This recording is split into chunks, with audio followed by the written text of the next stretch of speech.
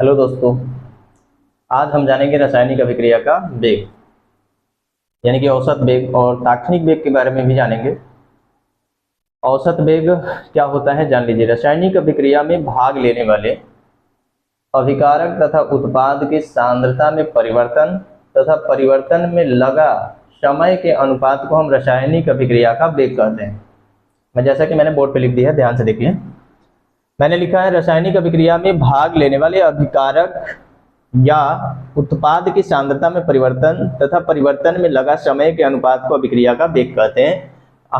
यहाँ पर जो है औसत वेग बराबर जो होता है अभिकारक या उत्पाद की सांद्रता में परिवर्तन और बटा में परिवर्तन में लगा समय। मैंने यहाँ पे दो चीजें लिखा है, ध्यान से देखिएगा। औसत वेग बराबर, यहाँ पे पहले मैंने माइनस लगाया है R2 माइनस R1 बटा T2 माइनस T1।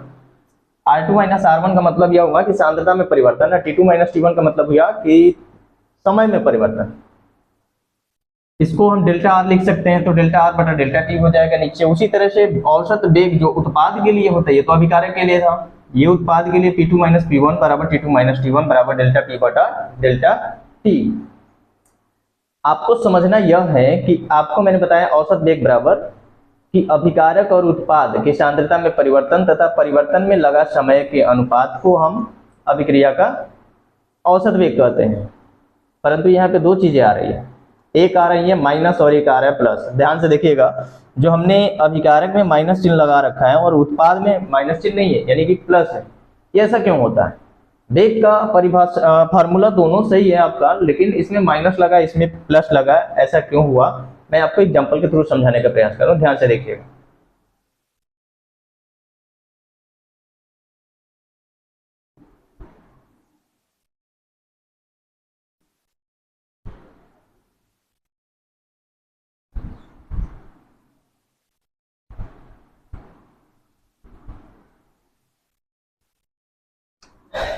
जैसे मान लेते हैं कि हमने 10 ग्राम कोई अभिकारक लिया है और जिसकी रासायनिक अभिक्रिया हम करा रहे हैं, ठीक है। तो यहाँ पे ले लेते हैं हम रिएक्टेंट R और यहाँ पे ले लो R और उत्पाद हमारा P से इंडिकेट करते हैं। 10 ग्राम है, T बराबर 0 समय पर हमारा ये 10 ग्राम आपका है अभिकारक। अभी अभिक्रिया प्रारंभ नहीं हुई है तो उत्पाद हमारा क्या होगा, यहाँ पे 0 होगा, ठीक है। अब हम क्या करते हैं कि अगले सेकंड यानी कि अभिक्रिया जब हमारा प्रारंभ हो गई, मान लेते हैं कि अभिक्रिया हमारी क्या हो गई, प्रारंभ हो गई। तो अभिक्रिया प्रारंभ हो गई तो t बराबर 1 सेकंड पे हमारा ये मान लेते हैं कि 10 से 8 ग्राम हो गया, अर्थात 2 ग्राम उत्पाद में परिवर्तन हो गया, ठीक है। अगले सेकंड में t बराबर दूसरे सेकंड में ये 6 ग्राम हो गया और ये आपका कितना हो गया, 4 ग्राम, यानी कि 2 ग्राम और बढ़ गया। अगले सेकंड में मान लेते हैं कि t बराबर 3 सेकंड में ये आपका 4 ग्राम हो गया और ये आपका 6 ग्राम हो गया। t बराबर 4 सेकंड में ये 2 ग्राम हो गया और ये आपका 8 ग्राम हो गया। और अगले सेकंड में t बराबर 5 सेकंड में यह हो गया 0 ग्राम और ये हो गया 10 ग्राम। आपको पता है कि द्रव्यमान संरक्षण के नियम के अनुसार द्रव्य को नष्ट नहीं किया जा सकता है और ना ही उसे उत्पन्न किया जा सकता है, परंतु एक रूप से दूसरे रूप में हम उसे बदल सकते हैं। कोई भी रासायनिक अभिक्रिया हो उसमें द्रव्यमान की क्षति नहीं हो सकती है। इसी प्रकार जैसे जैसे R इधर से बनता गया तो इधर मान इसका बढ़ता गया और इसका मान इधर घटता गया। अब हम इसे सिद्ध करके दिखा रहे हैं। मैंने जो परिभाषा आपको बताया है कि अभिकारक तथा उत्पाद में परिवर्तन, सांद्रता में परिवर्तन बटा परिवर्तन में लगा समय के अनुपात को हम अभिक्रिया का औसत वेग कहते हैं। तो ऐसे क्यों होता है, किसमें माइनस और इसमें प्लस लगने का रीजन क्या है, ये ध्यान से देखिएगा। मान लेते हैं आपका वेग बराबर जो होता है, वेग बराबर R2 माइनस R1, यहां पे मैंने माइनस चिन्ह लगाया था, अब बटा में T2 माइनस T1 है, ठीक है। तो मान लेते हैं कि t बराबर 2 सेकेंड यहाँ पे, तो अगर हम इसको मानते हैं t बराबर 2 सेकेंड पे, इस लाइन को ले लेते हैं तो यहाँ पे हम इसको T1 मान लेते हैं, ठीक है। इस चीज को ध्यान से देखिएगा। और ये आपका R1 हो गया और ये आपका T1 हो गया। फिर R2 भी हमें लेना है, T2 भी लेना है, तो उसके हिसाब से अगर हम देखें तो t बराबर अगला 4 सेकंड, इसमें से कोई भी आप ले सकते हैं। ध्यान से देखिएगा, मैं इस लाइन को ले रहा हूं, यानी कि इसको हम T2 मान रहे हैं, तो ये हमारा R2 हो जाएगा और ये हमारा P2 हो जाएगा। इस मान को हम उस फार्मूले में रख करके चेक करते हैं, ठीक है। तो माइनस चिन्ह लगाने की रीजन क्या था, यही मुझे बताना है आपको, तो इसको मैं हटा दे रहा हूं, ठीक है। तो वेग बराबर R2 माइनस R1, यानी कि R2, ध्यान से देखिए किधर गया, ये R1 है हमारा, ये क्या है R2 है, तो R2 का मान कितना है 2 है, माइनस R1 हमारा कितना है 6 है, बटा में T2, समय भी तो लेंगे ना, T2 हमारा क्या है 4 सेकेंड है, माइनस ये कितना है इधर गया, T1 कितना है 2 सेकेंड है, तो ये हो जाएगा आपका माइनस का 4 अब बटा में 4 में से 2 जाएगा 2, ये कट के आ गया कितना -2, अर्थात हमारा वेग जो है कितना आ गया है -2। अब यही हम उत्पाद के लिए लेकर के चलते हैं, ये तो अभिकारक के लिए था, उत्पाद के लिए ध्यान से देखिए, उत्पाद के लिए जो वेग होगा P2 माइनस P1 बटा में T2 minus T1 that's equal to, यहाँ पे P2 देखिए, P2 कहाँ है यहाँ पे 8, T1 कितना है 4, फिर समय वही रहेगा, T2 4 T1 2, इस तरह से ये हो जाएगा आपका 4 बटा 2, कटाएंगे तो कितना आ गया 2, यानी कि यहां से जो हमारा वेग बराबर आया है यह 2 आया है। इन दोनों में अंतर देखिए, हमने अभिकारक के लिए निकाला तो -2 आया, उत्पाद के लिए निकाला तो +2 आया। इसका मतलब यह है कि अभिकारक में माइनस लग रहा है इसलिए क्योंकि यह समय के साथ घट रहा है, इसमें प्लस आने का रीजन यह है कि समय के साथ देखिए उत्पाद क्या हो रहा है बढ़ रहा है, तो यही रीजन है कि वेग में अभिकारक का जो मान पहले से है फार्मूला में माइनस लगा दिया जाता है, क्योंकि समय के साथ अभिकारक की सांद्रता घटती है और उत्पाद में समय के साथ उसकी सांद्रता उत्पाद की बढ़ती है, इसलिए हम वेग की परिभाषा लिखते हैं उसके हिसाब से जब फार्मूला लिखा जाता है तो इसमें माइनस लगा दिया जाता है, ठीक है। आगे देखते हैं,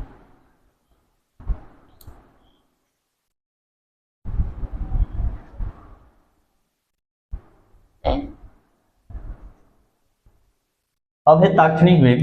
ताक्षणिक वेग को जानते हैं कि क्या होता है, मैंने यहाँ पे परिभाषा लिखा है, किसी निश्चित समय पर अभिकारक या उत्पाद की सांद्रता में होने वाले परिवर्तन की दर को उस अभिक्रिया का ताक्षणिक वेग कहते हैं। जैसे हमने औसत वेग का परिभाषा फार्मूला लिखा था उसी को मैं इसमें कन्वर्ट कर रहा हूं, देखो ताक्षणिक वेग जो है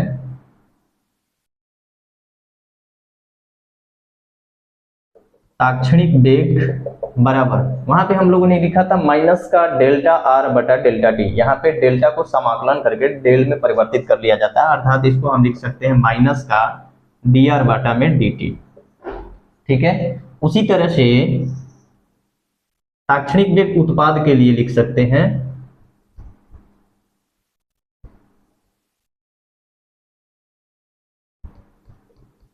ताक्षणिक वेग डी टी, डीपी बटा में डी टी, ये रहा आपका फार्मूला। अब आपको ऐसे जानना है कि ताक्षणिक वेग और औसत वेग में अंतर क्या है, तो समझ लीजिए कि जैसे मान लीजिए कि आप कहीं गाड़ी से जा रहे हैं, ठीक, आप गाड़ी से जा रहे हैं, घर आए, आपसे किसी ने पूछा कि कहाँ गए थे, आपने बताया कि मैं इस जगह पे गया था, और पूछा जाए आपसे कि किस वेग से गए थे, मतलब किस स्पीड से गए थे आप, तो आप सीधे बताएंगे कि 40 की स्पीड से गए थे, तो ये हो गया आपका औसत वेग, 40 की स्पीड से गए थे, क्या मोड़ नहीं आया होगा, ब्रेक नहीं लगाए होंगे, ब्रेक लगाए होंगे तो क्या वहां पर भी 40 की स्पीड ही होगी, नहीं, आपने एक अनुमानिक मान बता दिया कि मैंने इस वेग से गया था, इस चाल से गया था, इस स्पीड से गया था।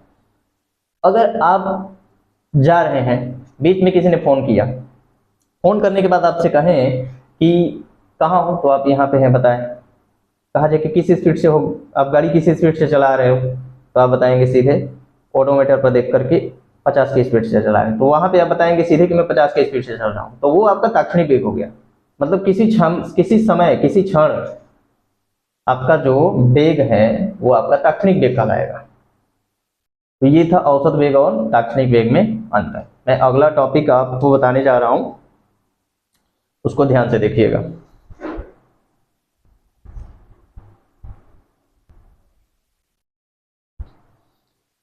आपका अगला हेडिंग है वेग नियम अथवा वेग व्यंजक। इसको समझिए ध्यान से और जानने का प्रयास कीजिए। मैं एक इक्वेशन लिख रहा हूँ, इक्वेशन जो कि आपका एबीसीडी में होगा। जैसे A A plus B B after reaction capital C small C plus capital D small D. तो रासायनिक अभिक्रिया में जो वेग होता है वह अभिकारक के समानुपाती होता है, अभिकारक की सांद्रता के समानुपाती होता है। अर्थात हम इसको लिख सकते हैं वेग बराबर वेग proportional to a small a b small b. ये जो ए और बी स्मॉल जो है ना, जो मैंने capital A capital B capital C capital D लिखा है, वह अभिकारक तथा उत्पाद की सांद्रता है। और जो आपका स्मॉल ए स्मॉल बी स्मॉल सी और स्मॉल डी है वह आपका रस समीकरण मितीय गुणांक होता है, जो कि घातांक में आगे परिवर्तित हो जाता है। तो वही मैंने लिखा है। देखिए यहाँ पे जो वेग होता है अभिकारक के समानुपाती होता है, अर्थात ए के पावर में ए हो गया क्योंकि ये गुणांक था, और बी के पावर में ये स्मॉल बी हो गया, ये भी आपका गुणांक था। ठीक है, तो ये ऊपर चला गया। ठीक, तो वेग प्रोपोर्शनल टू ये हो गया। अब ये ध्यान से देखिएगा कि ए और जो बी होता है ना, यह अगर इसे जोड़ दिया जाए तो यह अभिक्रिया की कोटि कहलाती है। ठीक है, यह अभिक्रिया की क्या कहलाती है? कोटि कहलाती है। ए और बी को हम एक्स और वाई भी लिख सकते हैं। तो हम यहाँ पे लिख सकते हैं, चूंकि वेग प्रोपोर्शनल टू ए की पावर में एक्स बी के पावर में वाई। साइड में मैं आप यहाँ पे लिख सकते हो कि ए और बी जो है, ए तथा बी, ए तथा बी एक्स तथा वाई के बराबर हो भी सकते हैं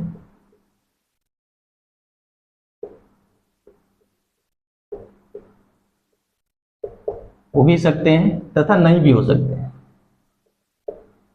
तथा नहीं भी हो सकते हैं।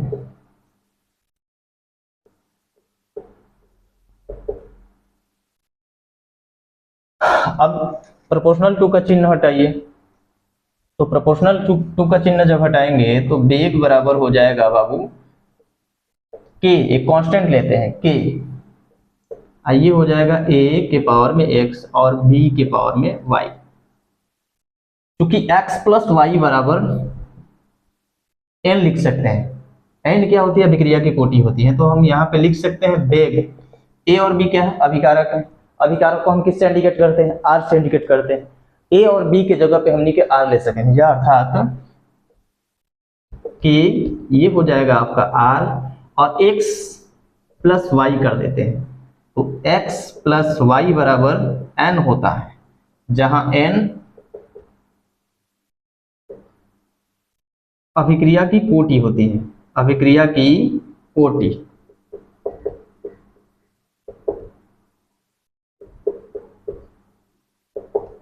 होती है। तो वेग बराबर हो जाएगा आपका के आर की पावर एन। ठीक है, तो ये आपका हो गया वेग का परिभाषा फार्मूला, यहां से निकल के आ गया। इस वेग के फार्मूले, और इसको हम वेग व्यंजक कहते हैं इसी को। ठीक है, इसको हम क्या कहते हैं? वेग व्यंजक। और इस जो जो हमने फार्मूला निकाला है वेग का, एक और फार्मूला उधर निकला था, वेग बराबर तात्क्षणिक वेग जो हम लोग निकाले थे D R by D T minus में और D P by D T, उसकी सहायता से हम अभिक्रिया की कोटि समाकलित वेग समीकरण को निकालेंगे, जो कि अगले टॉपिक में आपको मैं बताऊंगा। इसे स्क्रीनशॉट ले लीजिए।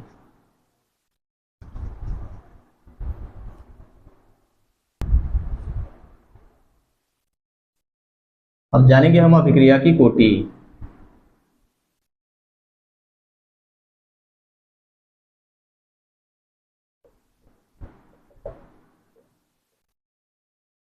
अभिक्रिया की कोटि थोड़ा सा ऊपर हो गया है, इसे नीचे कर देते हैं।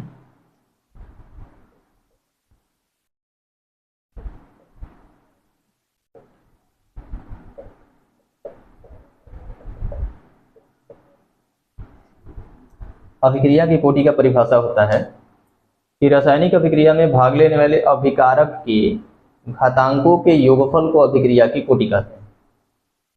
रासायनिक अभिक्रिया में भाग लेने वाले अभिकारक के घातांकों के योगफल को अभिक्रिया की कोटि कहते हैं और इसे n से प्रदर्शित करते हैं। मैं इसे लिख दे रहा हूं।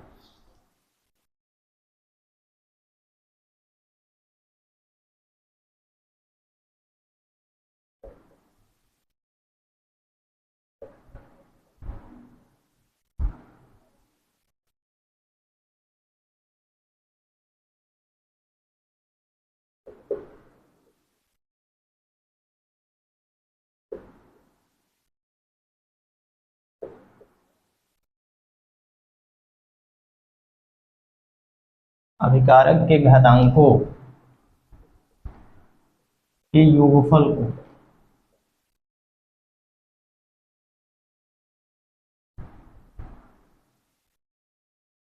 योगफल को अभिक्रिया की कोटि कहते हैं। अभिक्रिया की कोटि कहते हैं।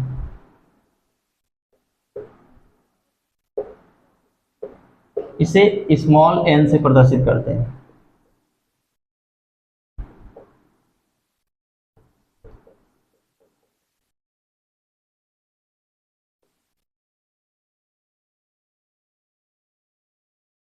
इसे स्मॉल n से प्रदर्शित करते हैं। अब एक बात और याद रखिएगा कि अभिक्रिया की कोटि बहुत सारी होती है, यानी कि यदि n का मान 0 आ रहा है तो अभिक्रिया शून्य कोटि की अभिक्रिया कहलाएगी। यदि n का मान 1 आ रहा है तो अभिक्रिया प्रथम कोटि की अभिक्रिया कहलाएगी। यदि n का मान 2 आ रहा है तो अभिक्रिया द्वितीय कोटि की अभिक्रिया कहलाएगी। यदि n का मान 3 आ रहा है तो अभिक्रिया तृतीय कोटि की अभिक्रिया कहलाएगी। और एक और बात की, अभिक्रिया की कोटि जो है भिन्नात्मक भी हो सकती है, लेकिन हमें आपके इस सिलेबस में आपको पढ़ना है शून्य कोटि की अभिक्रिया और प्रथम कोटि की अभिक्रिया, ठीक है। यानी कि यदि n बराबर 0 आता है तो अभिक्रिया प्रथम कोटि की अभिक्रिया कहलाएगी। अभिक्रिया प्रथम कोटि की होगी, प्रथम कोटि की होगी, ठीक है। यदि n बराबर 1 आता है तो अभिक्रिया जो है द्वितीय कोटि, n बराबर 0 है तो शून्य कोटि की अभिक्रिया होगी। मैंने मिस्टेक से गलती से लिख दिया, शून्य कोटि की अभिक्रिया होगी। n बराबर 1 है तो यहाँ पे प्रथम कोटि की अभिक्रिया होगी, ठीक है। यदि n बराबर 2 आ रहा है तो अभिक्रिया द्वितीय कोटि की होगी। n बराबर 3 है तो अभिक्रिया तृतीय कोटि की होगी। और अभिक्रिया की कोटि भिन्नात्मक भी हो सकती है, मैंने बताया है, ठीक है। तो ये था अभिक्रिया की कोटि। अब जानेंगे अभिक्रिया के वेग स्थिरांक के, इसको हम k से इंडिकेट करते हैं। अभी मैंने बताया था कि वेग बराबर k r के पावर n, फार्मूला जो मैंने लिखा था यहाँ से, वेग बराबर k r के पावर n। ये जो k होता है ना, इसे हम कहते हैं वेग स्थिरांक, वेग स्थिरांक। तो इसकी हम इकाई अब जानेंगे, ठीक है। इकाई कैसे निकाला जाता है तो इसे हम जानेंगे। इकाई वेग स्थिरांक k की इकाई से स्क्रीनशॉट ले लें।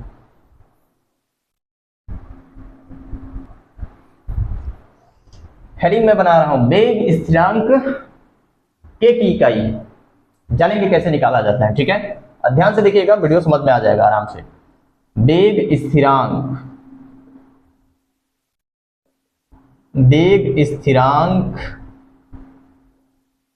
की इकाई, थोड़ा सा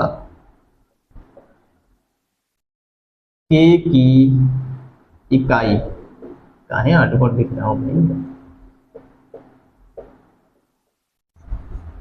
वेग स्थिरांक k की इकाई है। अब वेग स्थिरांक k की इकाई ये शून्य कोटि के लिए भी हो सकता है, प्रथम कोटि के लिए, द्वितीय कोटि के लिए, अलग अलग कोटि के लिए हम निकाल सकते हैं।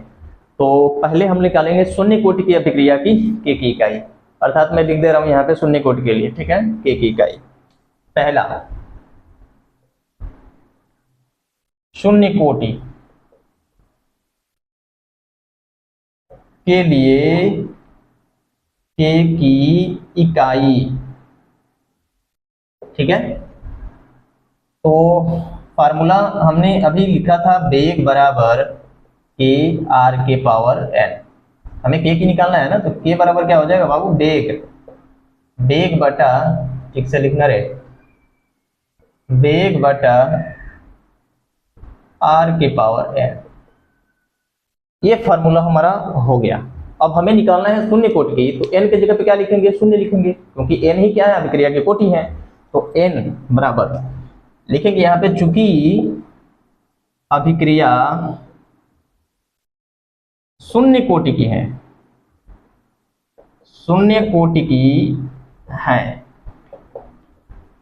इसलिए एन बराबर क्या हो जाएगा बाबू, एन बराबर हो जाएगा 0। तो के बराबर हो जाएगा बेग बट्टा में आर की पावर, सॉरी शून्य। ठीक है, ध्यान से देखते हैं।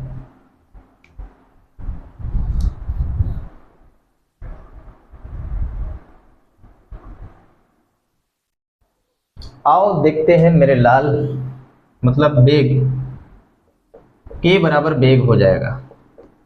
अब बटा में आपको पता है कि किसी भी संख्या के पावर में अगर 0 आता है तो उसका मान 1 रखा जाता है। ये क्यों रखा जाता है मुझे नहीं मालूम, लेकिन याद रखिएगा कि किसी भी संख्या के पावर में 0 आए तो 1 रखा जाता है। ये मैथमेटिक्स वाले सब बना के रखे हैं, पता नहीं कैसे सिद्ध किए हैं, मुझे नहीं पता, आप मैथ वाले सर से देख जान लीजिएगा। तो यहाँ पे मैं कर दे रहा हूँ 1, क्योंकि अगर r की पावर 0 है तो 1 हो जाएगा, तो k बराबर हो जाएगा बेग। चलिए आगे बढ़ते, मैं यहाँ पे कर दे रहा हूँ, ध्यान से देखिएगा। k बराबर आपने लिखा है क्या, बेग। अभी बेग बराबर क्या होता है, सांद्रता बटा समय। अभी आपने लिखा था बेग सांद्रता में परिवर्तन बटा समय में परिवर्तन, तो हम इसको लिख सकते हैं सांद्रता बटा में समय। ध्यान से देखिए, तो बेग बराबर हो जाएगा सांद्रता अब बटा में समय। अब बाबू सांद्रता का मात्रक क्या होता है, मोल प्रति लीटर, अब बटा में समय का सेकंड होता है ना लाल, सेकंड। तो के बराबर हो जाएगा मोल, अब बटा में इसी में जाके गुणा होगा ना, तो लीटर इंटू सेकेंड, ये लिखो। और नहीं तो आप लिख सकते हो के बराबर मोल, ये ऊपर जाएगा ना, तो लीटर इनवर्स सेकेंड इनवर्स। ठीक है, या आप लिख सकते हैं के बराबर मोल मीटर इनवर्स सेकेंड इनवर्स, ये रह गया। तो ये था आपका शून्य कोटि की अभिक्रिया की इकाई। फिर से एक बार देख लीजिए ध्यान से, बेग बराबर ये के निकाल लिया आपने, अभिक्रिया शून्य कोटि की है, एन बराबर 0 रखेंगे, के बराबर बेग बटा आर के पावर 0 हो जाएगा। आपको पता है कि आर के पावर 0 का मतलब 1 होगा, क्योंकि किसी भी संख्या के पावर में यदि हमनी के 0 रखल जाता तो 1 हो जाएगी। के बराबर का हो जाए बेग बटा 1, यानी कि बेग ही होगा ना। अब बेग जो होता है ना, मैंने परिभाषा अभी लिखवाया था कि बेग बराबर सांद्रता में परिवर्तन बटा समय में परिवर्तन, तो सांद्रता बटा समय हो जाएगा।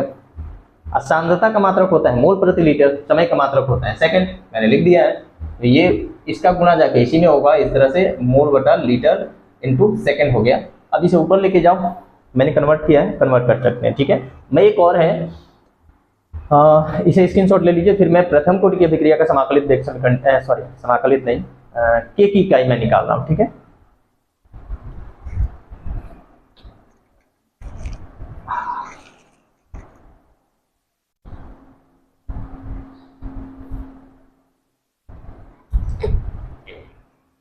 चलिए अब शून्य कोटि की जगह पे लिखेंगे प्रथम कोटि की अभिक्रिया के लिए। ठीक है, तो ये तो सब यही रहेगा, यहां से आपको मैं मिटा दे रहा हूं, ध्यान से देखिएगा। ठीक ठीक ठीक, आइए जानते हैं। हाँ,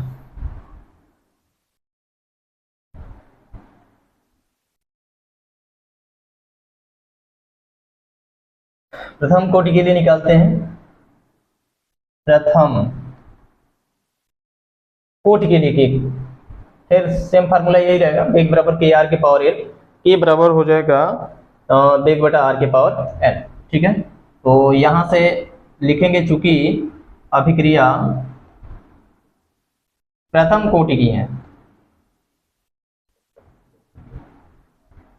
प्रथम कोटि की है, इसलिए n बराबर 1 लेंगे। तो के बराबर क्या हो जाएगा, बेग अब बट्टा में आर के पावर 1, यही होगा ना। तो के बराबर हो जाएगा वेग बटा में आर।